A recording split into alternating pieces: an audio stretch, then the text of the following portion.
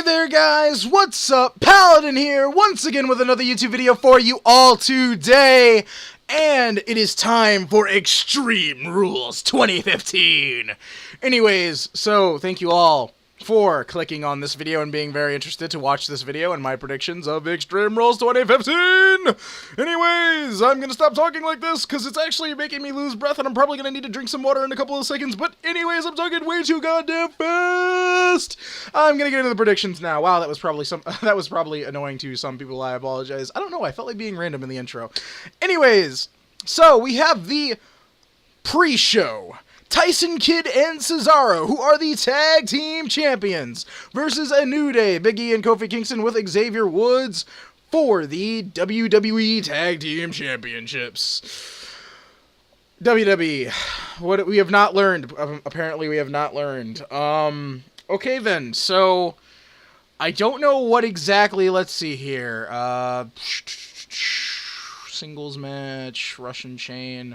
Okay, so I'll let this one slide since Extreme Rules seems to be very feature-packed. You know, tonight, well, not tonight, it's like in several more days. It's in 6 more days, or 3 more days. It's the 23rd. It's in 3 more days. But yeah, so it's a little feature-packed in terms of all the match stipulations, so I can kind of understand this, but WWE, please stop putting championship matches on the pre-show whenever, if fucking possible. Just stop doing it. You're ruining the tag team titles by doing that. And sometimes you do it with the US, and sometimes you do it with the Intercontinental. Just stop putting championships on the pre-show. It's annoying, because sometimes, especially like the WrestleMania one, the tag team matches, I can't remember if that was for the titles, I'm pretty sure it was, but the tag team matches can actually be really fucking entertaining, and instead of putting them on the actual match card, you've been throwing them on the pre-show constantly. Just stop doing it. Anyways, so as for how long I think this match is going to go on, pre-show matches typically last 10 to 15 minutes, so I'm just going to give it that. And, yeah, I'm pretty hyped up for this match, honestly, a little bit. Tyson Kidd and Cesaro, a lot of, like, you know, have earned a lot of my respect, and I think they're great fucking wrestlers. However, the New Day, they just... I agree with the fans on this. Can the New Day just stop being a thing? Can, like, we just stop having, you know, them be a thing? Because, honestly, they're, like, not that great. Kofi Kingston is a great wrestler, don't get me wrong, but he's good by himself and not with Big E and Xavier Woods. First of all, Xavier Woods, in his own right, is really fucking good. And you guys just are wasting talent, basically. And there was at one point when Big E impressed me too, but he's kind of fallen really fucking hard. I don't know if that's him and, you know, it being his fault, or if that's you guys just booking him fucking horribly. It's probably the latter, considering you guys have a creative team filled with fucking monkeys. However, I will say WrestleMania was really great. I didn't get to make a review video on that. It's still going to happen, don't worry. It's just going to be later than everybody else's, unfortunately. It's been about a month since WrestleMania, and I apologize about that. But anyways, this card is actually looking pretty interesting, too, to be completely honest. So, I'm not complaining about this one, honestly. So, anyways, I do believe that the next match here that is listed is Dean Ambrose versus Luke Harper in a Chicago street fight, even though you guys aren't in fucking Chicago. Why was this a thing? When did this happen? I'm sorry, I haven't been watching the show lately. I've just been watching the pay-per-views because they're fun, and I have the WWE Network, and I watch it with my friends. But, Chicago street fight. What, was the Raw when they announced this in Chicago? I mean, like, fucking, let me see, hold on, maybe I'm just being stupid. Okay, Rosemont, Illinois, so I'm assuming that, you know, state of Illinois, stuff like that, Port of Chicago. Okay, I guess it kind of makes sense. Yes, I've heard of Chicago, Illinois, but, like, it said Rosemont, Illinois, and I'm like, is that part of Chicago? I don't fucking know. I don't look at the map often. So I literally, if you guys just heard me, I clicked, and I went to Illinois, because there was a link for it on the thing, and I was like, okay, yeah, I guess that's a thing. All right. Whatever, WWE, you guys can get away with this one. But, yeah, so Dean Ambrose versus Luke Harper. So, hype for this match is pretty goddamn high. Luke Harper and Dean Ambrose are both great wrestlers. However, can Dean Ambrose please win a fucking pay-per-view, WWE? Is it really that hard for you guys to just let him win a single pay-per-view? It seems like it's pretty hard for him to win a single pay-per-view with your booking, because Dean Ambrose is a great wrestler, yet you guys keep making him fucking lose every match he fucking has at a pay-per-view. So please, Dean Ambrose, win this match. And actually, also, I didn't say this, I always do this at least once. I think Tyson Kidd and Cesaro are going to win their match. Anyways, so I think Dean Ambrose should win this match. I think this match is going to go on for about 12-ish minutes around there. And no, nothing bad to Luke Harper. But I just want Ambrose to win a fucking pay-per-view. He hasn't won one in, like, a year. Like, probably a year and a half, actually. Just let him win one, please. Anyways, so next up we have Roman Reigns versus the god fucking damn it Big Show. Roman Reigns and Brock Lesnar actually threw a pretty great match overall. Sure, Roman Reigns got his ass kicked a lot, but he fought back more than John Cena did at fucking SummerSlam last year. And, overall, he was taking the fucking punishment. There was some pretty cool entertaining scenes within that match. And then, the whole Seth Rollins thing happened at the end. I still remember that. I really need to do a WrestleMania 31 review. But anyways, so overall, it wasn't a half bad match. And then you give him the Big Show in a last man standing match. Oh, for the love of God, why? Alright, so where do I go with this? I personally don't give a flying fuck about this match. Big Show is in need of retirement really badly, because I don't remember the last time. Oh, you know what? I do remember the last time Big Show had a good match. It was like in 2012 when him and Sheamus had a feud, and it was one at like Hell in a Cell, and I think there was one like right before that or somewhere around there. Him and Big Show had another match, and that was pretty good. I can't remember which one was better, but, that was the last time Big Show had, a good match with somebody. It's been that long. WWE, you either A, keep Big Show away from the, top tier card and leave him in the mid card and leave him in the bottom tier card even, and just, leave him there, or just fucking fire the guy, because he's not entertaining anymore. Anytime he speaks, it bores me to death. The last funny thing, or at least entertaining thing that Big Show said was upside down Sheamus to Eric Rowan, because he thought Eric Rowan looked like an upside down Sheamus. Anyways, that was the last funny thing I remember Big Show saying. That was the last entertaining thing I remember Big Show saying. So please, why is this a thing? Anyways, so, for the love of God, Roman Reigns is going to win this match. If he doesn't, I don't know why the fuck he wouldn't.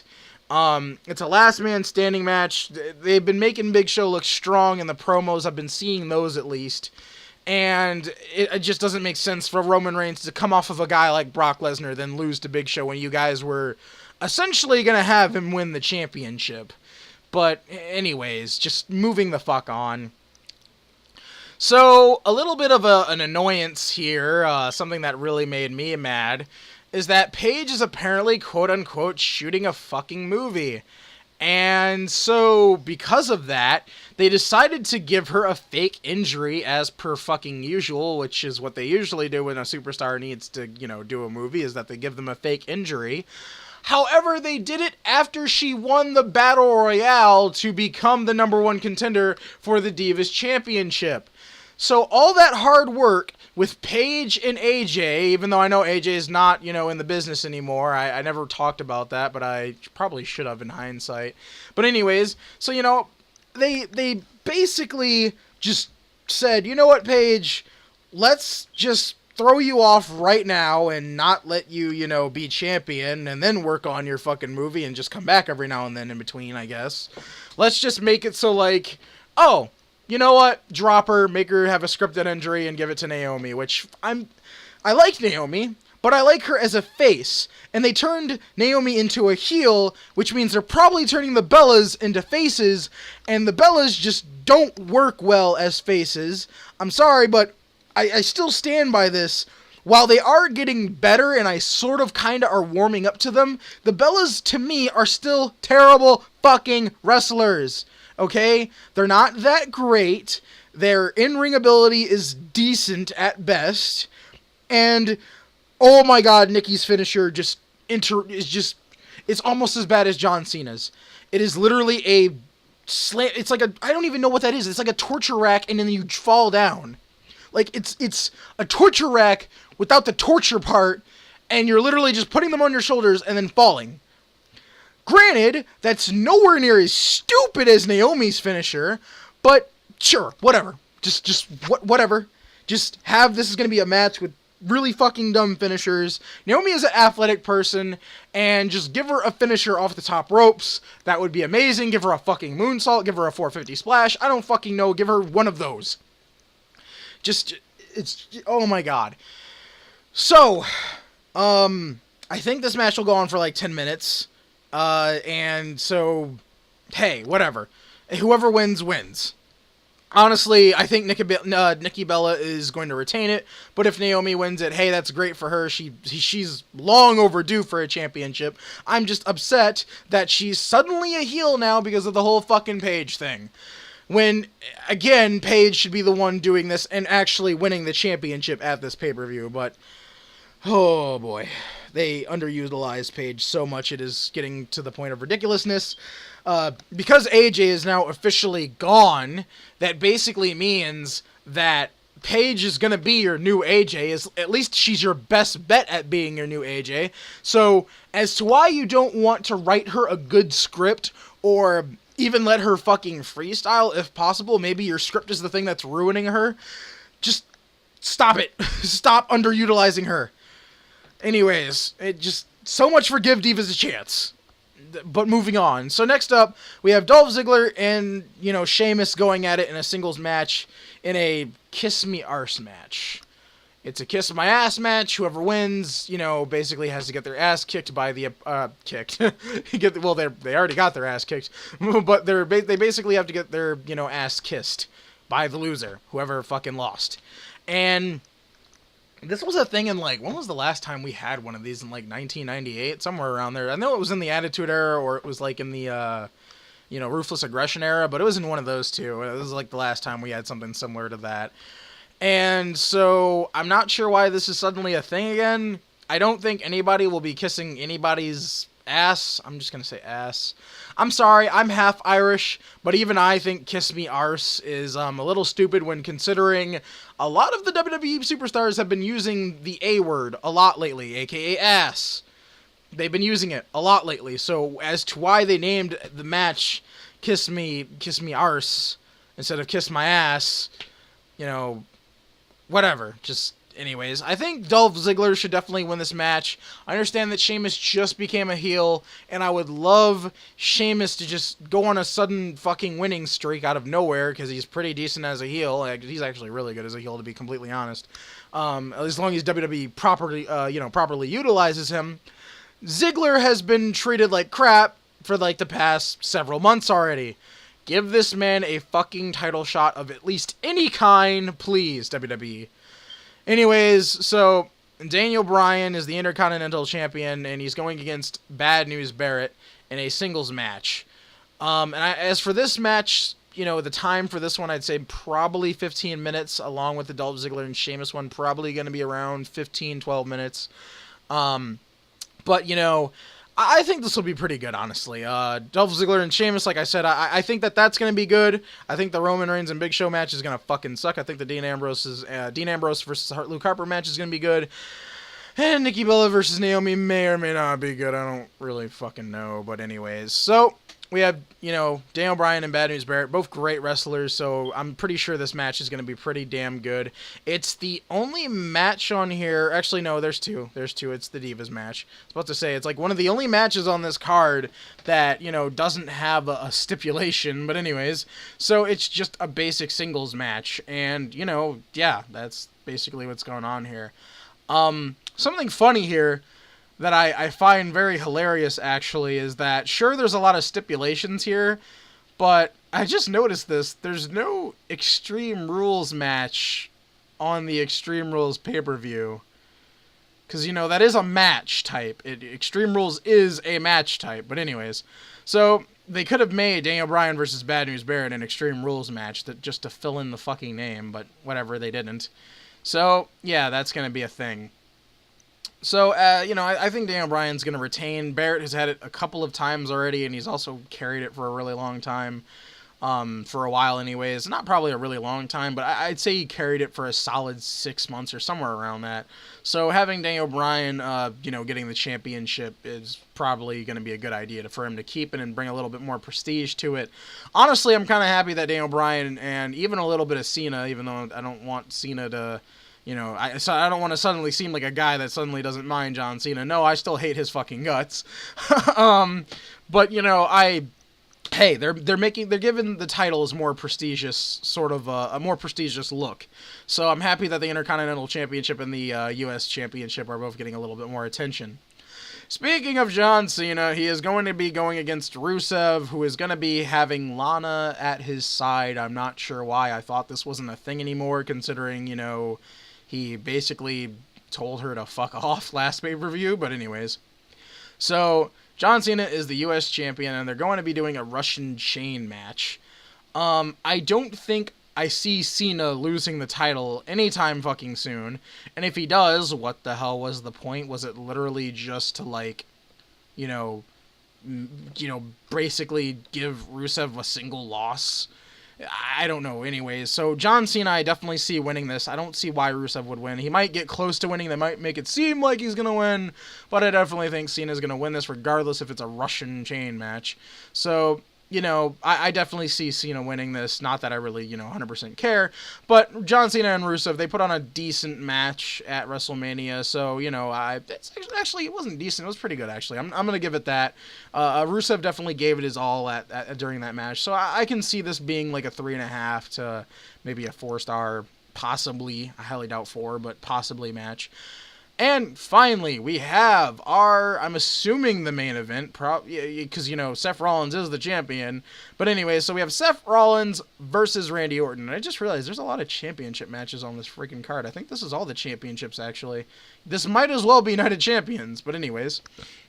So, we have Seth Rollins going against Randy Orton, as I've already said. I don't know why I repeated myself, but anyways. So it's a steel cage match for the championship with Kane as the cage gatekeeper, and Orton is banned from using the RKO. Little to WWE's sort of notice that I guess they didn't feel like telling people for some strange reason, but it still got leaked online.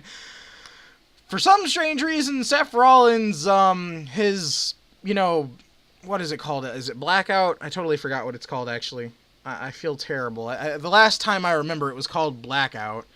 Curb Stomp. There we go. It's Curb Stomp. I was about to edit that out because I was taking a minute to think of it, but it is called the Curb Stomp. So the Curb Stomp got banned, and they never announced this. And I'm kind of hoping that Seth doesn't have that weird DDT thing that he did to I think he did it to Ziggler. Yeah, he did it to Ziggler. On last Monday. He did this weird DDT thing, and that looked like it was going to be his new finisher. Please don't make that Seth Rollins' new finisher. We have, 4 guys with a DDT as their finisher. I think we have, Dean Ambrose has a DDT kind of thing for his finisher, and I swear to God, there's, 2 other people that do as well. I can't remember off the top of my head. I know that somebody else has sort of a DDT as their finisher, along with maybe somebody else. But anyways, point is, it's a fucking DDT. It's a DDT. Now, granted, Dean Ambrose's looks kind of cool because he, pops his leg out and then, goes back or whatever and makes it look like it has a little bit more impact. But, other than that, no more DDT finishers. Stop that. I don't see how somebody would lose to lose a match due to a DDT, unless it was, on a chair or something. It just stop doing that. I think Seth Rollins, I totally forgot the name of it, but it's similar. It's sort of similar to Adrian Neville's Red Arrow, I believe that's what it's called. I know it's called Arrow something. But Seth Rollins has this off-the-top turnbuckle sort of splash move that he has that looks really, really fucking cool, and he's done it once before already in the WWE. He used to do it like all the time in FCW, but if they give him that for his finisher, that will be amazing. That will be great, because that is an amazing-looking finisher, and Seth is clearly a high flyer mixed with sort of like a technical wrestler. It's sort of hard to tell what Seth is due to the fact that, you know, he always seems to get help from outside interference. So this time he won't, because he's in a steel cage, and I highly doubt. Well, okay, I'd imagine at one point J&J Security are gonna like try and climb in the ring and do stupid stuff. But then again, Kane is the gatekeeper, so he's probably gonna keep them from doing that, since Kane and Seth aren't exactly they're not exactly the best of friends at the moment. So I kind of like that as a little twist. I feel like Randy Orton is gonna win this match. I'm gonna definitely say this match is gonna go on for 20-something minutes. It might just be a flat 20. Well, not exactly a flat 20, but it might be like 20 minutes and something seconds. But you know, I definitely see it lasting that long, and I definitely see this match probably being a 4-star to 5-star match.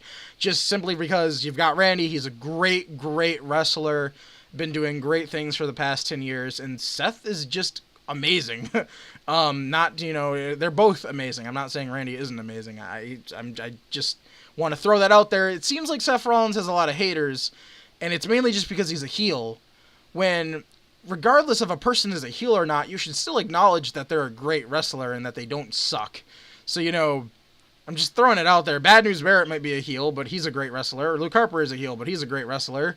So, you know, those are just some examples right there. Sheamus can be a great wrestler when he's paired with somebody great, like, you know, for example, Dolph Ziggler. So I think their match is going to be pretty good. So, you know, it just depends, you know, who it is. Cesaro for a really long time was a heel. I don't know if Tyson Kidd and Cesaro are still heels, considering the New Day are technically heels now. But anyway, so, you know, you don't discredit somebody, you don't discredit their wrestling ability just because they're a heel. But anyway, so yeah, Seth Rollins is a great, great wrestler. I honestly think he puts on really great promos as well for a heel. So, you know, that's just what I, you know, think is going to happen. I think it's definitely going to be a great match. Definitely got some 4 out of, you know, 5-star potential. And, you know, that's basically all I have to say. So I do believe Randy's going to win, because I think that Kane's going to like interrupt and do something and, you know, basically make it so Randy wins. But then again, I totally forgot this is a title match, and Seth Rollins did just win that championship at last month's WrestleMania.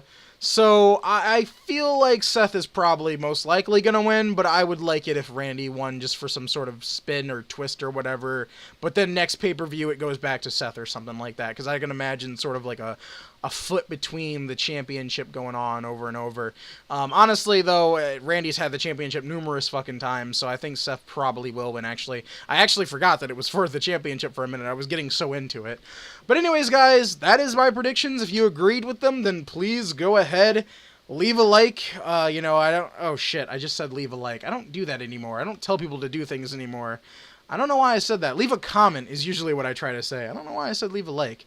If you don't like the video, then, you know, just don't like the video. But anyways, so yeah, I hope you agreed with my predictions. Let me know what you thought in the comments down below, and I'll catch you guys next time. Peace.